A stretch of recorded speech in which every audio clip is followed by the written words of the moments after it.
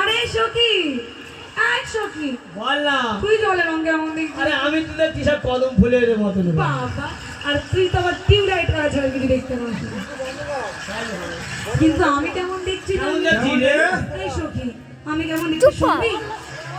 বল বল, জল কেন লাল, জল কেন লাল, বারে বারে বলছিস জলের মা, জল লাল বলছে কেন? আর বসনগুলো নিয়ে কদম বৃক্ষের ডালে রেখেছি, আর কদম বৃক্ষ থেকে লাল বসনের ছায়া জলের মধ্যে পড়ছে, তাই তো দিদা বারে বারে বলছি জল কেন লাল, জল কেন লাল। এই, বারে বারে বলছিস জল লাল, বলছি। বারে বারে বলছিস। হ্যাঁ।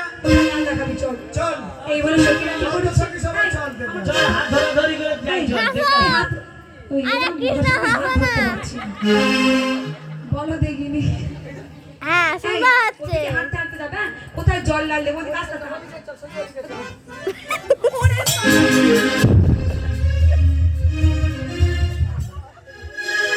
এই সখী, ওই দেখ, আমাদের বসনগুলো চুরি করে কদম কদম বৃক্ষের ডালে গিয়ে চুপটি করে বসে আমাদের অঙ্গভঙ্গি দেখছে। আরে এই তো এখানে।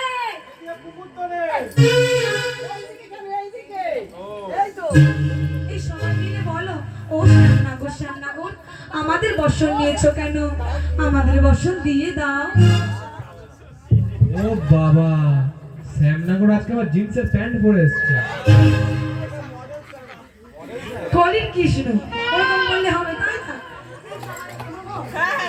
কে রে মুশকিল করেছে।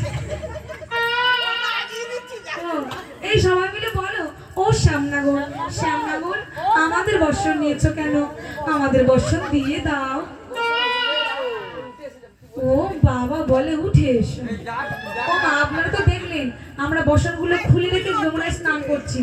আচ্ছা মা, উলঙ্গ অবস্থায় পরপুরুষের কাছে উঠে আসতে পারি? তাই বারে বারে বলছি, ও শ্যামনগর শ্যামনগর, আমাদের বসন নিয়েছো কেন? আমাদের বসন দিয়ে দাও। মানে বলছি তো দিয়ে দেবো, উঠে এসো। তখন গোপীরা ঠিক এমনি ভাবে লজ্জা নিবারণ করে একে একে উঠে আসে। এরকম।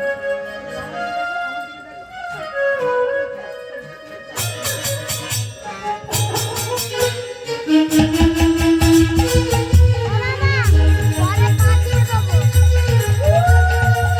হাই করে দাও হাই।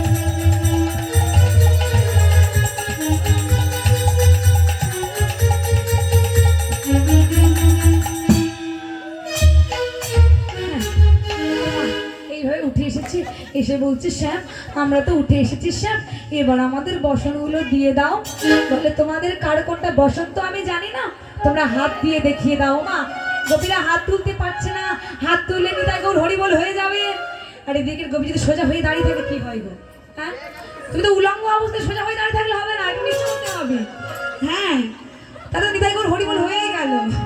তখন বলছি আমি বুঝতে পারছি না। তখন গোপীরা, তবে কৃষ্ণ, ও কৃষ্ণ, একটা কথা বলি, গোপীদের দিকে দেখবে, দেখো চোখটা কিন্তু মারবে না। কেন বলছি দিদি ভাই শুনুন, অনেক জায়গায় রাজগানে আমার সখী এনেছি, সখী নিয়ে যাই, হয়তো কোনো ইয়াং ছেলেকে তুললাম, ঘরে গিয়ে বলে জানো দিদি তুমি গান করছিলে, সেটা আমাদের চোখ মারছিল। আচ্ছা বলুন, আমি গান করবো না, ওইসব সামলাবো বলো দেখিনি? তবে ওই জন্য আমার বউ আছে, কিচ্ছু করবে না, ওই জন্য বললো এটা হলো আমার বউ, ভালো, ঠিক আছে। তাই বলছে ওর সামনে গো ওনার দিকে মারবে। তখন গোপীরা তো হাত তুলতে পারছে না, ঠিক এমনি ভাবে একটা পা উপরে তোলো, একটা হাতকে দাও, দিয়ে বলছে এ বলছে এটা আমার, ও বলছে এটা আমার, যা করবে ফেলে দেবে আমায়। এ বলছে এটা আমার, ও বলছে ওটা আমার, এ বলছে এটা আমার। তখনও ভগবান কৃপা করলেন না, কারণ যখন দ্রৌপদীর বস্ত্র হরণ হয়, দ্রৌপদী এক হাত দিয়ে লজ্জা নিবারণ করে অন্য হাত দিয়ে বলেছিল হে কৃষ্ণ তুমি আমার সতীত্ব রক্ষা করো। তখন ভগবান কৃপা করলেন, যখন দ্রৌপদীর বস্ত্র হরণ হয়ে যাচ্ছে, দ্রৌপদী বস্ত্র রাখতে পারছে না, যখন দুটি বাহু তুলে বলেছিল হে কৃষ্ণ করুণা সিন্ধু, সিন্ধু বন্ধু জগত পাতে, জগতের পথে তবে সাগপিকা কান্ত, জয় জয় রাধা কান্ত নমস্তুতে।